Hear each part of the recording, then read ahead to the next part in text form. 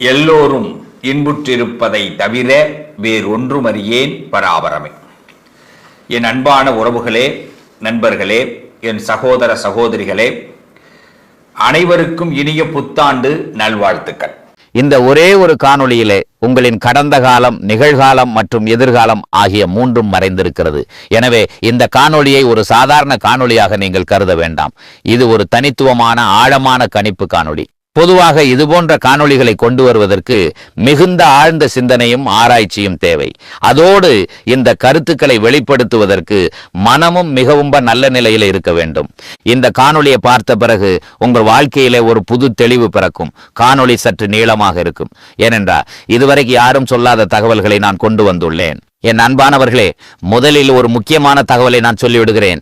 மே மாதம் 2025 உங்களின் முந்தைய வாழ்க்கையை பற்றி நீங்கள் அதிகமாக நினைத்து கொண்டிருக்கிறீர்கள். உங்களுக்குள் ஒரு பதற்றத்தின் சூழலில் இருக்கிறீர்கள். உங்கள் வாழ்க்கையை நிலைப்படுத்த வேண்டும் என்ற வெறி உங்களுக்குள் எரிந்து கொண்டிருக்கிறது. ஏதேனும் பெரிய காரியங்களை செய்ய வேண்டும் என்ற உணர்வு உங்களிடம் இருக்கிறது. ஒரு விஷயத்தை நினைவில் வைத்துக் கொள்ளுங்கள். கடந்த ஆண்டுகளிலே நீங்கள் உங்கள் வாழ்க்கையிலே சில தவறுகளை செய்தீர்கள். நீங்க செய்த முதல் தவறு என்னன்னா, குடும்பத்தின் பொறுப்புகளில் இருந்து, கடமைகளில் இருந்து விலகி தனியாக வாழ உங்களுக்கு வாய்ப்பு கிடைச்சது. ஆனால் அந்த வாய்ப்பை நீங்கள் நிராகரித்து விட்டு உங்களை தவறாக பயன்படுத்திய அதே நபர்களிடம் மீண்டும் மும்முரமாக இருந்து விட்டீர்கள். கடந்த ஆண்டுகளிலே திருமணம் செய்து ஒரு சரியான இலக்கை நோக்கி செல்ல உங்களுக்கு வாய்ப்பு இருந்தது. ஆனால் நீங்கள் உங்கள் தாம்பத்திய வாழ்க்கையிலே அல்லது ஒரு உறவில் ஈடுபட ஒரு தவறான தேர்வை செய்தீர்கள். மேலும் அது உங்கள் வாழ்க்கையை நரகமாக்கிவிட்டது. ஏனெனில் வாழ்க்கையிலே ஏதாவது சாதிக்க இதுவே சரியான வாய்ப்பாக இருந்தது. ஆனால் நீங்கள் ஒரு உறவில் கட்டுப்பட்டு விட்டீர்கள். அதிலிருந்து உங்களால் இதுவரை நிம்மதியாக இருக்க முடியவில்லை. நீங்கள் இப்பொழுது அனுபவித்துக் கொண்டிருக்கும் துயரம் அங்கிருந்துதான் தொடங்கியது. திருமண வாழ்க்கையில் குழப்பங்கள் நீடித்தன. தொழிலில் அவ்வளவு பெரிய வளர்ச்சி இல்லை. குடும்ப பொறுப்புகள் உங்களை தொந்தரவு செய்தன. உங்கள் சுதந்திரமான வாழ்க்கையை எங்கோ நீங்கள் அழித்து விட்டீர்கள். நீங்கள் மற்றவர்களின் கட்டுப்பாட்டின் கீழ் இருக்க பழகிவிட்டீர்கள். அந்த கோபம்தான் உங்கள் வாழ்க்கையில 2025 ஆண்டிலிருந்து வெளிவர தொடங்கியது. 2025 ஆண்டின் ஆரம்பத்திலும் இதுவே உங்கள் நிலைமையாக இருந்தது. பணம் வந்து கொண்டிருந்தது. நீங்கள் ஒரு உறவிலே இருந்தீர்கள். ஆனால் உங்களுக்கு மோசடி நடந்தது. பணத்தின் மதிப்பை பற்றி உங்களுக்கு தெரிந்தது. நீங்களே எப்படி சமாளிக்க வேண்டும் என்பது உங்களுக்குள்ள வந்தது. ஆனால் இதற்கு மத்தியில் உங்களுக்கு ஏமாற்றம் ஏற்பட்டது. நீங்கள் கடன் பட்டீர்கள். குடும்பத்திலே சண்டைகள் ஏற்பட்டன. சிலர் உங்கள் பணத்தை அபகரித்துக் கொண்டனர். சில தவறானவர்களுடன் நீங்கள் பழக நேர்ந்தது. குழந்தைகளை பற்றிய சூழ்நிலைகள் மோசமடைந்தன. தந்தையிடமிருந்து தூரம் ஏற்பட்டது. சகோதர சகோதரிகளை பற்றிய சூழ்நிலை மோசமடைந்தது. வாழ்க்கை துணையும் சண்டைகள் ஏற்படுத்தி கொண்டிருந்தனர். ஆனால் இப்போது பாருங்கள், உங்கள் வாழ்க்கையில மாற்றம் வர தொடங்கியுள்ளது. உங்களை விட்டு பிரிந்து செல்ல போகும் உறவு என்று நான் எழுதியுள்ளேன். அது தண்டனை அல்ல, அது ஒரு ஆசீர்வாதம். நீங்கள் இத்தனை நாட்களாக பிடித்துக் கொண்டிருந்த, உங்களை அழுத்திக் கொண்டிருந்த சில மனிதர்கள், சில நினைவுகள் அல்லது பழைய பழக்கங்கள் விலகப் போகின்றன. இந்த விடிவு உங்க வாழ்க்கையில ஒரு புதிய வாசலை திறக்கப் போகிறது. உங்களை உண்மையாக மதித்து நேசிப்பவர்கள் மட்டுமே இந்த 2026 ஆண்டில் உங்கள் வாழ்க்கைக்குள்ளே வரப்போகிறார்கள். எனவே பயப்படாதீர்கள். இது ஒரு முடிவல்ல, இது உங்கள் புதிய ஆரம்பம். இந்த 2026 வருஷத்தோட மிகப்பெரிய சிறப்பு என்னவென்றால் குரு பெயர்ச்சி தான். குரு பகவான் கிட்டத்தட்ட 11 வருடம் கழித்து மீண்டும் கடகராசியில் உச்சமாக போகிறார்.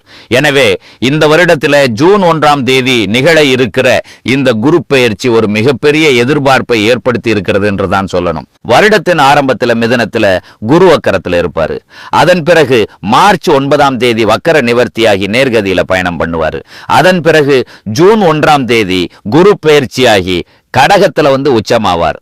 நம்முடைய ராசிக்கு குரு 10ஆம் இடம் உச்சமாகிறது. ஒரு வகையிலே சிறப்பு. அடுத்தது சிம்மத்தில கேது, கும்பத்தில ராகு இருக்க போறாங்க. வருடத்தின் கடைசியில டிசம்பர் 5ஆம் தேதி ராகு கேது பெயர்ச்சி இருக்கு. அதாவது டிசம்பர் 5ஆம் தேதி கேது கடகத்துக்கும் ராகு மகரத்துக்கும் இடமாற்றமாகி விடுவார்கள். சனி பகவான் மீன ராசியிலே இருக்கிறார். சனி எந்த மாற்றமும் இல்லை, எந்த இடப்பெயர்ச்சியும் கிடையாது. சனி மீனத்தில் ஒரு குறிப்பிட்ட காலம் வக்ரம் அடைவார். பின்னர் வக்கிர நிவர்த்தியாகி நேர்கதியிலே பயணிப்பார். இந்த வருடத்தை பொறுத்த வரைக்கும் உச்சகுருவின் பார்வையில சனி இருப்பது ஒரு சிறப்பான அமைப்பு. நெருப்பு ராசியான சிம்மமும் காற்று ராசியான கும்பமும் செயல்பாடு அடைந்திருக்கின்றன. எந்த சுப கிரக பார்வையிலும் இல்லை. எனவே நெருப்பு காற்று சம்பந்தமான பாதிப்புகள் உலகளாவிய அளவில் வர வாய்ப்பு அதிகம். இதுதான் இந்த வருடத்துக்கான கோல் நிலை. துலாம் ராசியை பொறுத்தவரை குரு 11 வருடம் கழித்து இப்ப கடகத்துல உச்சமாக போகிறார். குரு 10ஆம் இடம் உச்சமாகிறது. ஒரு வகையிலே சிறப்பு. 6ஆம் அதிபதி உச்சமாகிறதுனால வேலை தேடும், நல்ல வேலை தேடும் மக்களுக்கு நல்ல வேலை கிடைக்கும். உத்தியோகத்துக்கு பதவி உயர்வு கிடைக்கும். உத்தியோகம் சுமை இல்லாமல் உயர்வாக இருக்கும். சம்பள உயர்வு, பதவி உயர்வு பெற வாய்ப்பு அதிகம். குறிப்பாக ஜூன் 1க்கு பிறகு இதை காணலாம். இந்த வருடம் ஒரு மாற்றம் உத்தியோகம் சார்ந்த வகையில் இருக்கும். இடமாற்றம் வேலைக்காக ஏற்படும். ஒரு நல்ல ஏற்றம், வளர்ச்சி உண்டாகும். பொருளாதார ரீதியாக இந்த வருடம் ஓரளவுக்கு நிலையான வருமானம் தரும். தன இலாபம் சிறப்பா இருக்கும். கடன் சிந்தனைகள், கடன் பிரச்சனைகள் இருக்கலாம்.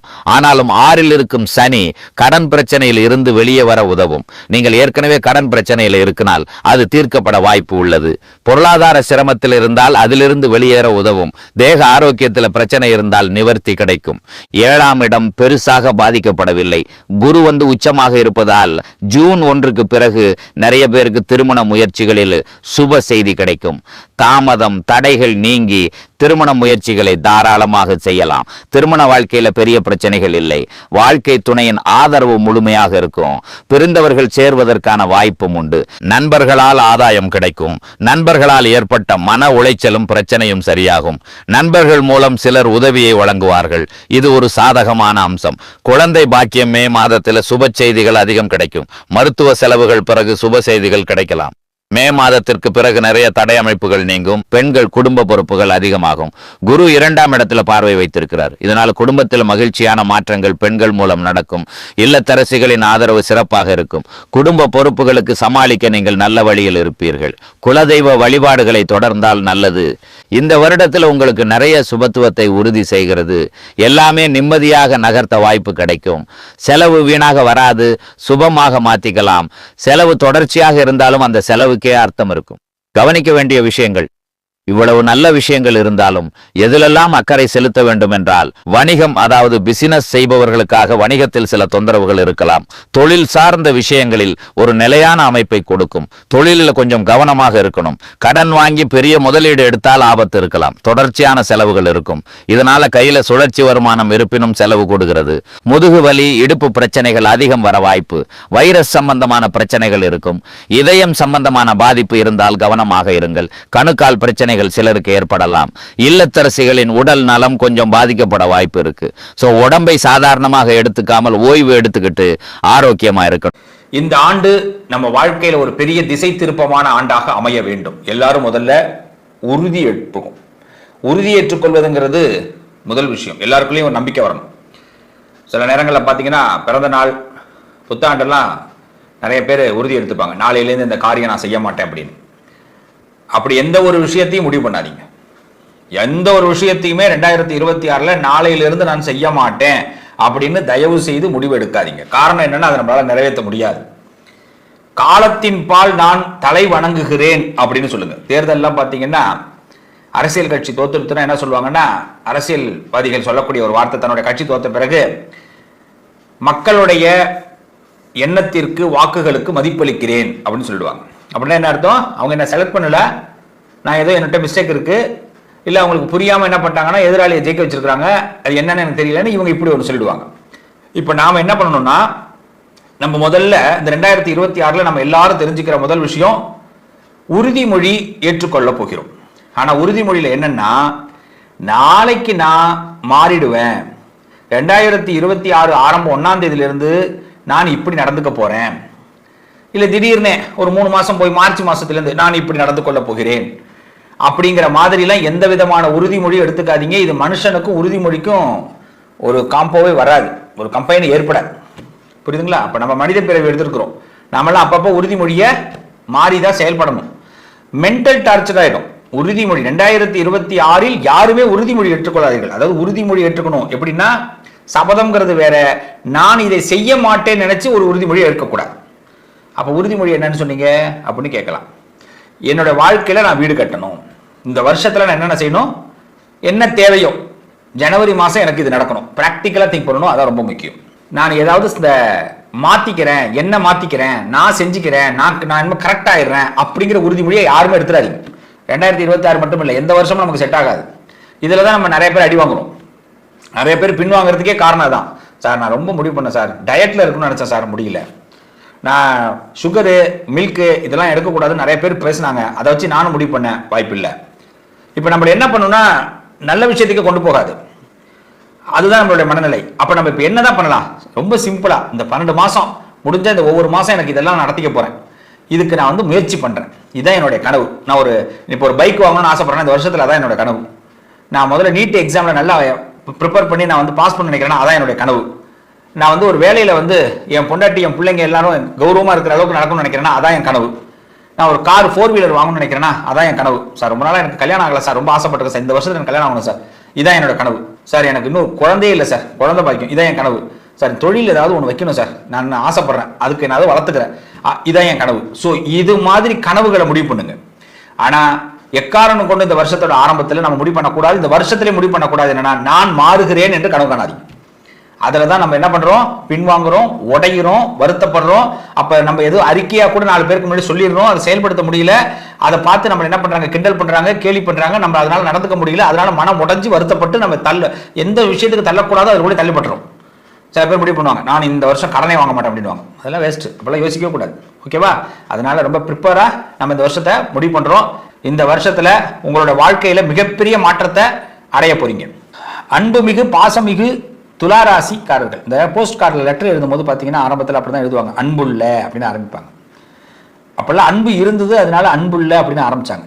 இன்னைக்கெல்லாம் அன்பு இல்லைங்கிறத விட கார்டு இல்லை, லெட்டர் கார்டு வந்து கிடையாது. இங்கிலாந்து கவர்னு ஒன்று இருக்கும், இதெல்லாம் பார்த்துருக்கீங்க, பழைய காலங்களில் உள்ளவங்களுக்கு தெரியும். போஸ்ட் கார்டு மஞ்சள் கலரில் இருக்கும், சந்தன கலரில் அப்புறம் இருக்கும். அதில் பார்த்தீங்கன்னா எழுதும் போதே அன்புள்ளன்னு எழுதுவான். இப்போல்லாம் அன்புள்ளெல்லாம் கிடையவே கிடையாது, ஹாய் ஹாய் அப்படி ஆயிடுச்சு. இந்த அன்பு உள்ள அப்படிங்கிற வார்த்தையை துளாராசிக்காரர்கள் இந்த வருஷத்துல பாத்தீங்கன்னா அன்புள்ள மனிதர்களை சந்திக்க போறீங்க. அன்புள்ள மனிதர்கள், அன்புள்ள விஷயங்கள், உங்களோட லவ்வோட ஒரு கனெக்ட் ஆகக்கூடிய விஷயங்கள் இந்த வருஷத்துல கண்டிப்பா துளாராசிக்காரர்கள் சந்திக்க போறீங்க. லவ் ஆல் சர்வ் ஆல், எல்லாரையும் விரும்புவோம், எல்லாருக்கும் உதவி செய்வோம். இந்த வருஷத்தை பொறுத்த வரைக்கும் ஒரு மிகப்பெரிய ட்ரீம்லாம் உங்களுக்கு சக்சஸ் ஆக போகுது. என்னெல்லாம் ட்ரீம் வச்சிருக்கீங்க ஏதாவது சொல்லுங்க, அப்படியே சொல்லுங்க, மைண்ட்ல அப்படியே ஏத்துங்க. எஸ், அந்த ட்ரீம் சக்சஸ் ஆகும். ரைட்டு, 2வது ட்ரீம் சக்சஸ் ஆகும். 3வது ட்ரீம் என்ன நினைச்சிருக்கீங்க சொல்லுங்க, நினைங்க, சொல்லுங்க, அது வாயால சொல்லுங்க. இந்த வீடியோ பார்க்கும்போது இந்த பிரபஞ்சத்துக்கிட்ட நான் கேட்கும் போது நீங்க பதிலாக அதை நீங்க வெளியில சொல்லுங்க. நீங்க எங்க பார்த்துட்டு இருக்கீங்களோ, எங்க உட்காந்துருக்கீங்களோ, பஸ்ல போயிட்டீங்களோ, அப்போ கூட நீங்க வாயிலிருந்து சொல்லுங்க, தப்பு இல்லை. அப்போ நடக்க ஆரம்பிக்கும், நம்ம கனெக்ட் ஆகிறோம். நான் வெளிநாடு போகணும் அப்படின்னு நினைக்கிறீங்களா? ஓகே, கண்டிப்பா வெளிநாடு யோகம் ஏற்படும். சார் கல்யாணம் பண்ணிக்கணும் சார், என் குடும்பத்தில் உள்ளவங்க என் கல்யாணத்துக்கு பயங்கர எதிர்பார்க்கிறாங்க, எனக்கு நல்ல வாழ்க்கையை கொடுக்க மாட்டாங்க. ஏற்கனவே என் குடும்பத்தில் உள்ள இது ஒரு பக்கம், அவங்களுக்கு கல்யாண வாழ்க்கை அமையும். சில பேர் சொல்லுவாங்க, என் குடும்பத்தில் உள்ளவங்க எனக்கு நல்ல வாழ்க்கைங்கிற பேர்ல ஒரு கெட்டதை கொண்டு வந்து கொடுத்துட்டாங்க சார், அதனால சீரழிஞ்சு போயிட்டு இருக்கிறேன், என் கல்யாண வாழ்க்கை வீணா போய் நிற்குது, நான் என்ன பண்றதுன்னு தெரியல, சொல்ல முடியாம மெல்லவும் முடியாம திணறிட்டு கிடக்கிறேன் சார்வாங்க. அவங்களுக்கு ஒரு குட் டைம், ஒன்று டைவர்ஸ் ஆகும், இல்லைன்னா விலகி வருவீங்க, இல்லைன்னா அந்த பிரச்சனைக்கு ஒரு முடிவு வரும். புரிஞ்சுக்கிட்டு நடந்துக்க நீங்க ஆரம்பிச்சிருவீங்க. அவங்க என்ன புரிஞ்சுக்கிட்டு நடந்துக்கிறது, நாமளே புரிஞ்சுக்கிட்டு நடந்துக்க ஆரம்பிச்சிருவோம். புலி அப்படின்னா அதுக்கு ஒரு தன்மை உண்டு, எள்ளு அப்படின்னா அதுக்கு ஒரு தன்மை உண்டு இல்லையா? புளிய புழிஞ்சா என்ன வருமா? வராது. எள்ள புழிஞ்சா என்ன வரும்? எள்ளு சின்னதா இருக்கே, அது நிறைய வச்சு நல்ல ஒரு அமுக்கி அடிச்சு இடிச்சு புளியிடும், என்ன வருது? புளியில என்ன வருமா? எங்க அது புளி என்னன்னு இருக்கா? இல்ல. அப்ப ஒவ்வொன்றுக்கும் ஒரு தன்மை இருக்கு. இந்த தன்மையை தெரியாம நாம தான் பழகிட்டு இருந்திருக்கிறோம்.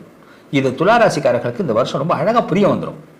சரி, நாம எல்லாமே இந்த உலகத்துல தற்காலிகமாக வாழ்றோம், தற்காலிக மனிதர்களோட பழக்கிறோம், தற்காலிகமான விஷயங்கள் இருக்கிறோம் அப்படின்னு துளாராசி ரொம்ப தெளிவா முடிவெடுக்கக்கூடிய நேரம். அதனால எந்த விஷயத்திலையும் அகலக்கால் வைக்கிறேன்னா நினைக்காதீங்க, ஃபீல் பண்ணவே பண்ணாதீங்க. கடவுள் நினைக்க வைக்கிறாரு, உங்களை நீங்க நடத்துறீங்க, நீங்க செய்யறது கரெக்ட். கடவுள் உங்களை கரெக்டா தான் கொண்டு போறாரு. ஆனா மத்தவங்க உங்களை சொதப்புவாங்க, நீ தப்பா போற, நீ கீழே விழுந்துருவ, நீ வீணா போயிடுவ, நீ உருப்பிடாம போயிடுவ, உன் சம்பாத்தியத்தில் என்கிட்ட கொடு, நான் பார்த்துக்கிறேன் அப்படிலாம் பல பேர் சொல்லுவாங்க. எவன்ட்டையும் கொடுத்துடாதீங்க, மாட்டிப்பீங்க. இடமாற்றங்கள் ஏற்படும். இந்த வருஷத்தை பொறுத்த வரைக்கும் நீங்க திங்கிங், ஓன் திங்கிங் உங்களுக்கு லாபம், முழு வெற்றி. எந்த துறையில் இருந்தாலும் நீங்க சக்சஸாக வர போறீங்க. அந்த துறையில் நீ என்ன எதிர்பார்க்குறாங்களோ மற்றவங்க அதை நீங்க கொடுக்க போறீங்க. இவ்வளோ கான்ஃபிடென்ட் லெவலில் ஏற்றுங்க. என்ன காரணம்? யாரும் நம்மளை என்ன பண்ண போறாங்க? ஒன்றும் பண்ண முடியாது. நான் அதாவது கோபமே பட மாட்டாங்க துளாராசிக்காரங்க. கோபம் வந்ததுன்னா பத்திரகாலியா மாறிடணும், அசுரனா மாறிடணும். ஒன்றும் என்ன நடக்குதுன்னு தெரியாது, துவம்சம் தான், முடிஞ்சு போச்சு. அன்பா பேசுற வரைக்கும் தான் வேய் அப்படின்னா முடிஞ்சு போச்சு, எல்லா ஆட்டமும் காலி ஆயிடும். நம்ம ஏங்கிற வார்த்தையை அடிக்கடி யூஸ் பண்றது கிடையாது. வேணா ஏஐ வேணா யூஸ் பண்ணிக்கலாம், ஏங்கிற வார்த்தையை துளாராசி யூஸ் பண்றது இல்லை. யூஸ் பண்ண வச்சிட போறாங்க இந்த வருஷத்துல. அதனால ஒரு கட்டம் பொறுமையா இருங்க, முடியலன்னா அடிச்சு நொறுக்கி எடுங்க. அதான் பிளான். சும்மாலாம் வளைஞ்சு கொடுக்குறேன் நம்ம நிமிராம இருந்துகிட்டு இருக்கிறோம். எத்தனை காலத்துக்கு இது எத்தனை காலத்துக்கு இப்படி போறது? அது அப்படி நம்ம நிமிர்ந்தாதான் அரசியல்ல பெரிய ஆள் ஆகலாம், கலைத்துறையில பெரிய ஆள் ஆகலாம். யோகமே உங்களை சுத்தி இருக்குங்க. உங்களை நம்பி அவங்க வாழ்ந்து ஒரு நாள் துளாராசி ஒரு குடும்பத்தில் இல்லைன்னா அந்த குடும்பம் நடுத்தருக்கு வந்துடும். எஸ், இது கான்பிடண்டா சொல்றேன். ஒரு மண்ணும் தெரியாது, மற்றவங்களுக்குலாம் ஒரு மண்ணும் தெரியாது. அவங்க குடும்பத்தில் உள்ளவனா அவ்வளோதான் நக்கின்னு போக வேண்டியதான். என்ன போறோம், எங்க போறோம், என்ன செய்யறது? டாக்டர்கிட்ட போனாலே துளாராசி பக்கத்துல இருந்து சொல்லணும். நீங்க எந்த யாராவது உங்க குடும்பத்தை அழைச்சிட்டு போங்க, டாக்டர் அழைச்சிட்டு போய் நிப்பாட்டுங்க. நீங்க தான் சொல்லணும் டாக்டர்கிட்ட என்ன அவருக்கு என்ன செய்யுது அப்படின்னு. அவர் உங்களை பார்ப்பார், இல்லை இந்த அம்மா உங்களை பார்க்கும். சும்மா பேச்சுக்கு தான் சண்டை போடுறது, மற்றவங்க எல்லாம் தான் செய்வாங்க. துளாராசியை பார்த்தாலே எல்லாரும் சண்டை போடுறதுக்கு தான் வருவாங்க. அப்புறமா பார்த்தீங்கன்னா ஒரு காரியம் நடத்தணும்னா கால் வந்து விழுந்துருவாங்க. பணத்தை கொஞ்சம் பார்த்து செலவு பண்ணுங்க, மனசை போட்டு குழப்பிக்காது. இந்த வருஷத்துல மனத்தெளிவு இருக்கணும், அடிச்சு நொறுக்கணும். ஆமா, மருந்து செலவு கொஞ்சம் அதிகரிக்கும், உடம்ப பார்த்து. அதனால பார்த்தீங்கன்னா தேவையில்லாமல் ஏதாவது கமிட்மெண்ட் ஆகிடாதீங்க. நிறைய பேருக்கு வந்து இந்த துளாராசிக்கு இறக்க குணம். அதனால என்ன ஆகுதுன்னா கமிட்மெண்ட் தானா போய் இவர்கள் பாராட்டுவாங்கன்னு போறது கிடையாது, அவங்களுக்காக நான் செய்யறேன் அப்படின்ட்டு இறங்குவீங்க, அங்கதான் சிக்காயிடுவீங்க. ஒரு காய்கறி வாங்குறதா கூட பார்த்து வாங்க. துளாராசிக்காரர் உஷாரா இருங்க.